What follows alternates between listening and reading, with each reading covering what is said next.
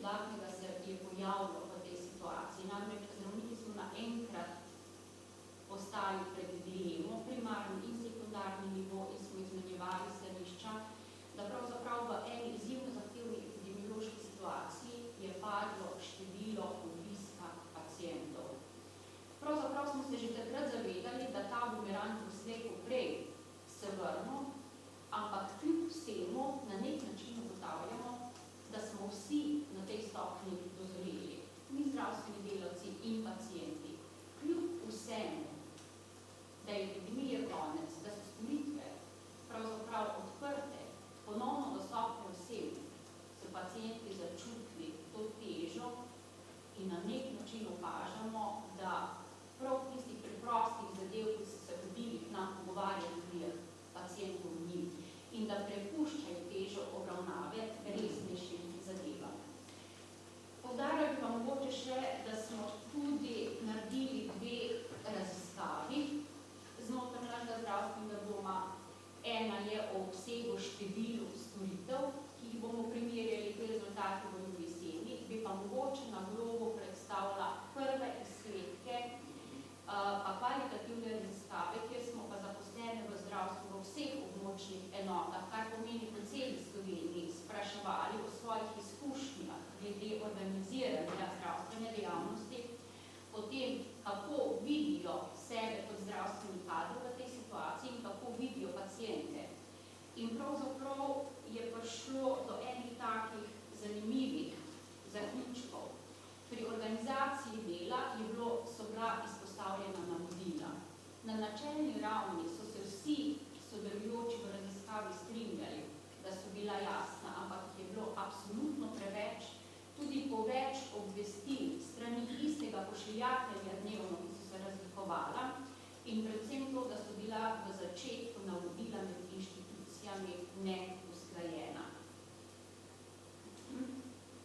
Potem na nek način je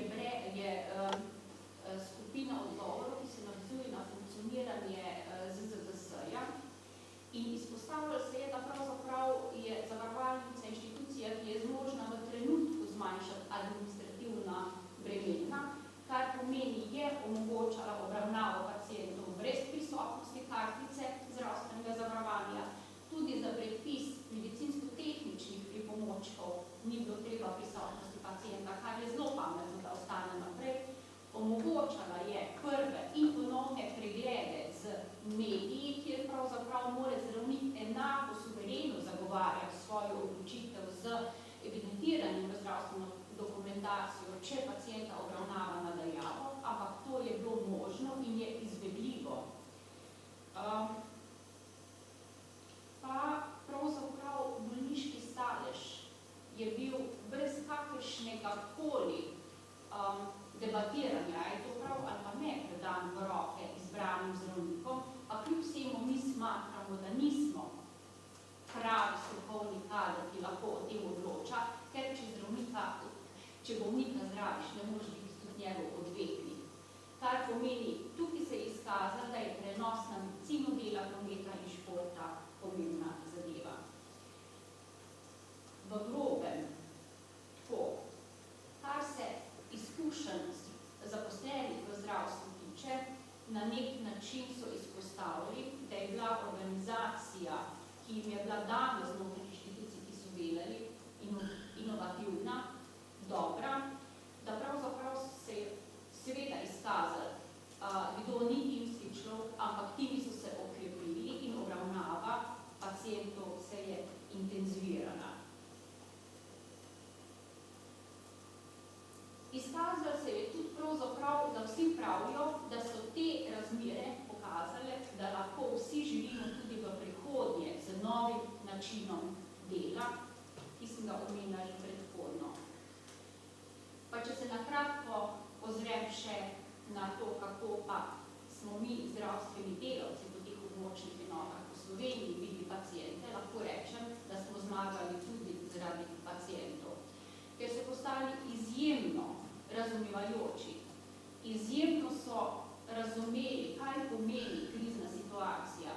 Svojih problemov niso izpostavljali izrazito in pogosto, ampak in razumevajoče. Mnogo številna pisma zahvale smo dobivali rekoč, a veste pa sej po televiziji gledamo, da samo bolnice funkcionirajo in so pomembne v tej epidemiološki situaciji, ampak poglejte, brez vas tega ne bi bilo. Na nas so se tudi obrali kolegi sekundarne ravni in rekli, ampak poslušajte, čisto nič napotnic ni. Ampak vam zagotavljam, da vsi pacienti so bili napoteni, če je bila izkazana potreba. Pacienti so nam nudili stanovanja, svoje lastne prostore, zato, da če je oseba, ki je delala v COVID ambulanti, kjer obstaja velika možnost okužbe, bila v službi, da ne odhaja med otroke, med starejše domov, ampak so nudili pacientu nam ta stanovanja. Skratka, ta situacija se je izkazala, da lahko v prihodnje izkušnje, ki so se izkazali kot dobre, obdržimo. Seveda, na nas in na odločevalcih